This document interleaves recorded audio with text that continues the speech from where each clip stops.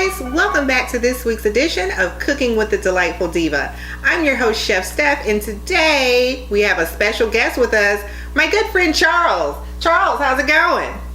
Charles? I'm so glad you decided to stop by for a bite.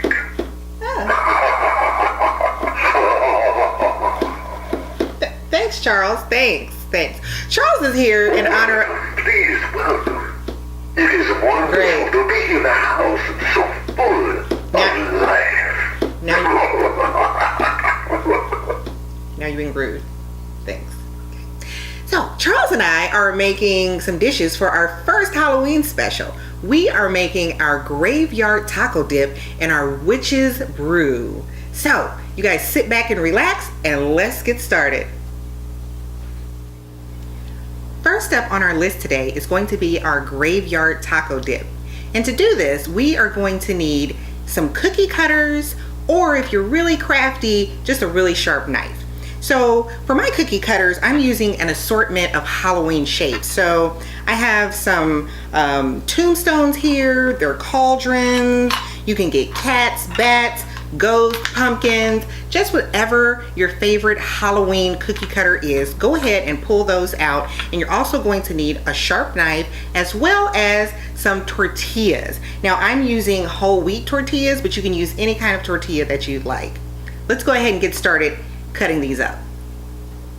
For your graveyard, you are going to need a rectangular dish. Now I am using a 2-quart dish. Of course, if you are having a large gathering, you're going to need to increase the size of your dish and double your portions. Now I have chosen just a few cookie cutters here, and we're going to cut shapes out of our tortillas. So I'm going to use my Tombstone. You just want to press that down and cut your tombstone out. And make as many as you need. I'm going to do, for this size, probably 5 or 6. And then I'm going to move on to my other shapes and cut those out of my tortillas as well.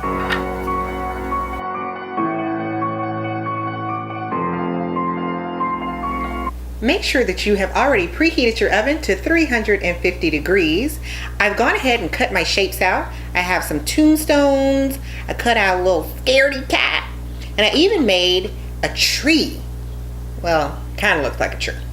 So what we're going to do is we're going to take these, pop these babies onto a baking sheet, put them into the oven for about 6 minutes, and then we're going to put them on a cooling rack and let them cool.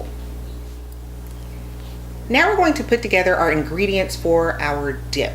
So here I have some refried beans, and I'm going to add to that some salsa. Now everything that I'm using today is going to be low sodium, so this is going to be great for those of you who are on the DASH diet as well. And you just want to mix this all together. Okay, so now we have some ranch dressing, and to that we're going to add taco seasoning. Again, this is low sodium as well. And I have already cooked about 1.5 cups of chicken breast. I've diced it really small, cooked those in a little bit of olive oil, and we're going to add that chicken to our ranch.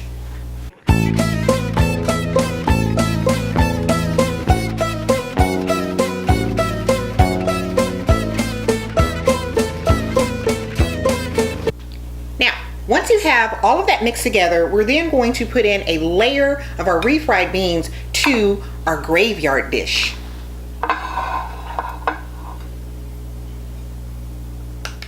And you want to spread that out into an even layer.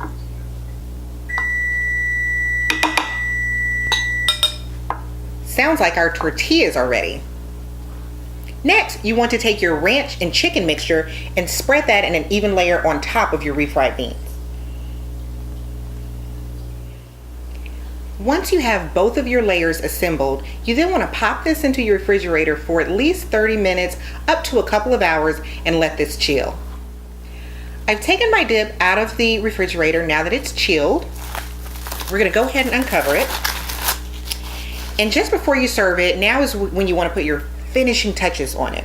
So I'm gonna add a layer of guacamole. Use whatever brand that you like. I'm using a spicy guacamole. And you're gonna spread this over your chicken mixture.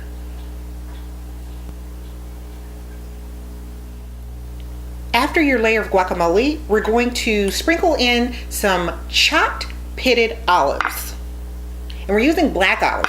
Again, this is our spooky dish. Now, after your pitted olives, let's sprinkle in a little bit of green onion. Before we can finish layering our dip, we have to prepare the cute little shapes that we cut out, baked, and let cool on our rack. Now I'm gonna jazz these up just with a little bit of black decorating gel. You don't have to do this, but I think it makes our little characters look extra special for our spooktacular graveyard dip.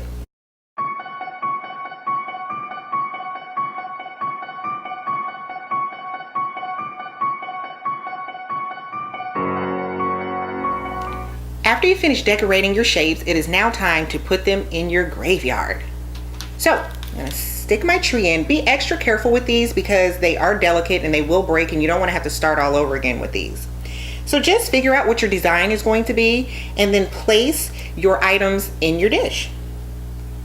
So we are going to stick our little tree maybe here. Perfect. And I'm going to turn this around just a little bit so I can work with it this way.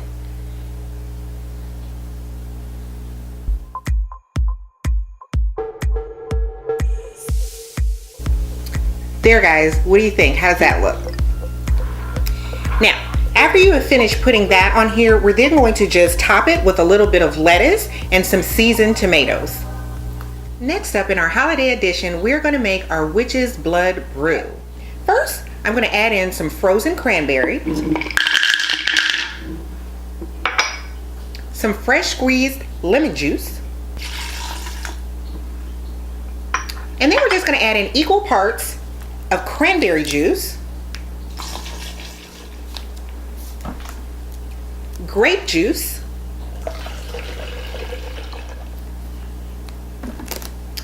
now I'm going to also add some Prosecco or any sort of sparkling wine that you have. Now of course if this is for a kids party, you can absolutely leave this step out. And then we're just going to top this off with some Pellegrino. And a little bit will do it. And there you go guys, your witch's blood brew. Now, okay guys, so we have completed everything. We have our yummy graveyard taco dip. You see we have our little characters in there and our scene is all laid out nicely, super cute. And then we have our witch's blood brew. Awesome, absolutely delicious. You are going to love this when you make it. You're probably going to make it year round and not just for Halloween. So that does it for our first Halloween episode. Charles and I want to say thank you for joining us. Please subscribe to our channel. We certainly would appreciate it. We're glad that you guys joined us. And as always, until next week, make sure that whatever you're cooking, make it delightful.